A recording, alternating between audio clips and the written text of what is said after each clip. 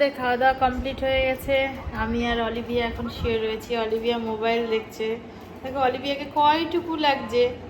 Olivia বারবারই বলছে আমি এই তো 5 ঘন্টা হলো আমি হয়েছি, আর 8 ঘন্টা হলো আমি হয়েছি, কারণ ও হচ্ছে সকাল 7:30টার সময় হয়েছিল আজকের দিনে।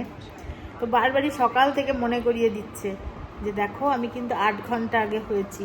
আর দেখো ওকে কত ছোট লাগছে, একদমই মনে হচ্ছে ছোট্ট একটা গেদু বাচ্চা শুয়ে রয়েছে।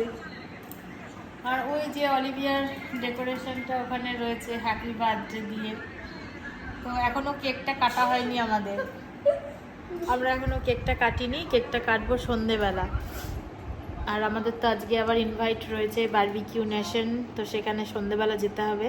ও বারবারই বলছে আমার স্যারকে না করে দাও, আজকে আমি পড়বো না। একেতে বার্থডে, তারপরে আবার ইনভাইট রয়েছে। ই মা ফাঁকিবাজ, স্যারের পড়াই রেডি করেনি আজকে, ও পড়বে না বলে।